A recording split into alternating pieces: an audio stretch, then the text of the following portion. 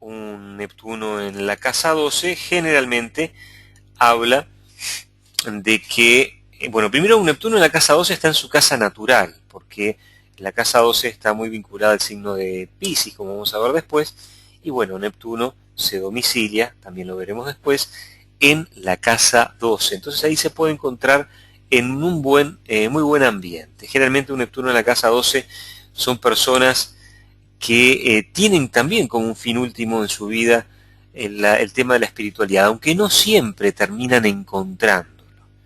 Es como que pueden sentir una gran insatisfacción en su vida, la necesidad de encontrarse con algo, la necesidad de buscar algo y no saber qué. Pueden dar situaciones de depresión, situaciones de falta de sentido en la vida, hasta podría llegar a dar lugar a situaciones de crisis de pánico. Pero bueno, estamos haciendo, para que ustedes tengan una idea, un pantallazo muy general y de repente podemos ir a puntos muy específicos para que ustedes tengan una idea cuál puede ser el alcance de la astrología. Una persona con Neptuno en la casa 12 puede tener una gran sensibilidad a conectarse con su mundo interior. A veces son personas que pueden tener experiencias muy interesantes desde los sueños, desde el mundo astral. Bien, como decíamos entonces, Neptuno está muy relacionado con la intuición, con la sensibilidad más que nada, y con la sensibilidad y la creación artística. Habíamos dicho que Venus tenía que ver con el arte, claro, pero Venus tiene que ver con el aspecto físico de la creación, lo que se puede ver, lo que se puede palpar.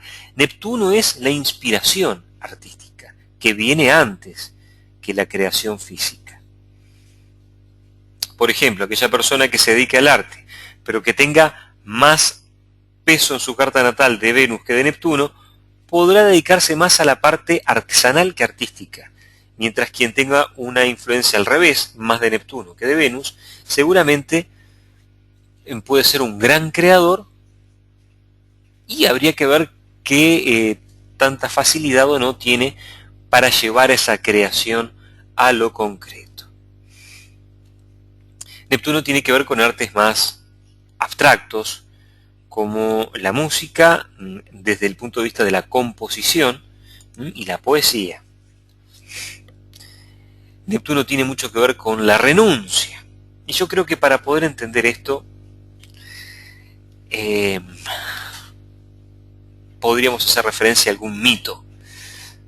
Tenemos muchos mitos griegos con personajes neptunianos. Podríamos hacer referencia también al dios Neptuno, hermano de Zeus, de Júpiter, ¿sí? y de Hades.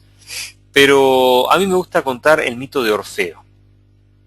Él era músico y poeta, justamente. Y tenía una gran particularidad.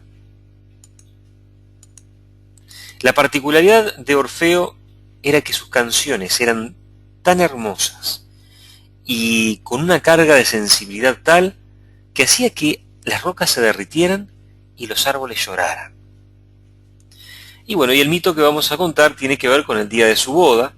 Se iba a casar con su amadísima Eurídice, realmente la mujer de sus sueños. Los sueños es algo que tiene que ver con Neptuno también.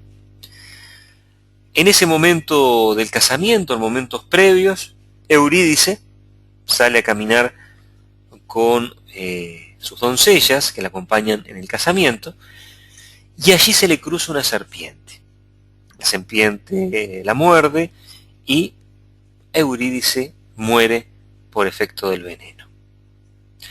Toda esa alegría, todo ese júbilo, esa felicidad que tenía Orfeo, desaparece rápidamente y se transforma en tragedia. Esa ilusión que estaba viviendo Orfeo hace que desaparezca y aparezca la cruel realidad. Obviamente Orfeo no puede sostener esta situación y trata de recuperar a su amada. Desciende rápidamente al mundo subterráneo, el reino del Hades, donde están los muertos. Le canta una canción. Bueno, primero logra convencer al barquero, ¿sí? El barquero que lleva a través de las aguas del río Estigia hacia el mundo de los muertos. Y bueno, luego tiene que enfrentarse con el can Cerbero, ese perro de 3 cabezas, y lo logra dormir con sus canciones, lo que hace que pueda llegar hacia el trono de Hades o Plutón, que ya veremos más adelante, y su esposa Perséfone.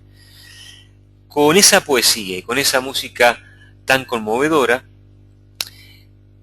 Orfeo logra convencer más que a Plutón, a su esposa Perséfone, quien convence a Plutón, por supuesto siempre la mujer, de que le devolviera a su amada.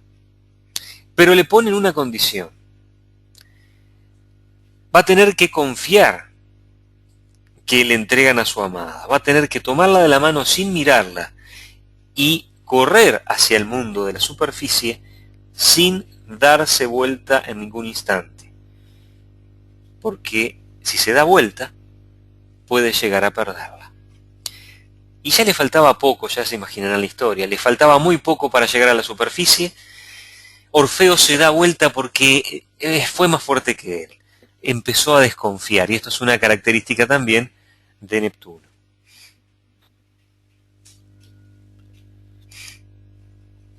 Bueno, como decíamos, empezó a desconfiar Orfeo, característica típica de Neptuno, y cuando está por llegar a la superficie, se da vuelta para mirar si realmente era su amada Eurídice, y tal cual, era ella.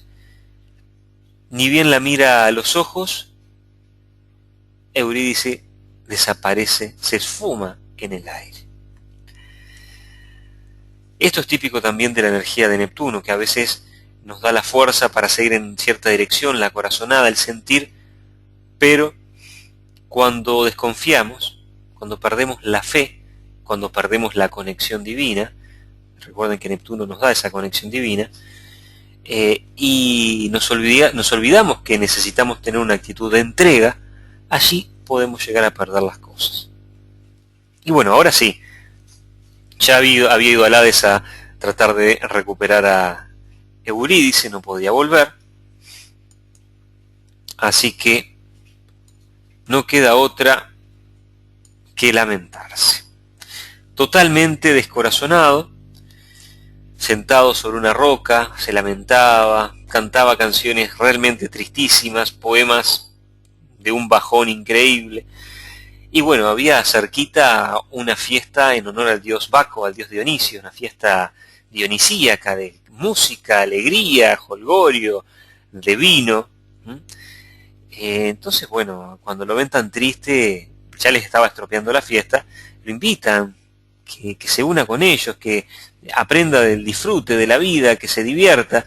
No, pero no había quien convenciera a Orfeo y seguía lamentándose cada vez más fuerte, a tal punto que decidieron matarlo para que ellos pudieran seguir con su fiesta. Y le tiran flechas, le tiran lanzas, y bueno, esos lamentos que cantaba Orfeo eran tan conmovedores que derretían a las propias lanzas, tampoco lo podían matar. Así que los del grupo deciden gritar muy fuerte para que las lanzas no escucharan y lo matan. Así fue que Orfeo murió. Ustedes dirán, qué historia triste. Pero aquí cuando él muere es donde desciende al Hades, se encuentra con su amada y quedan juntos para siempre.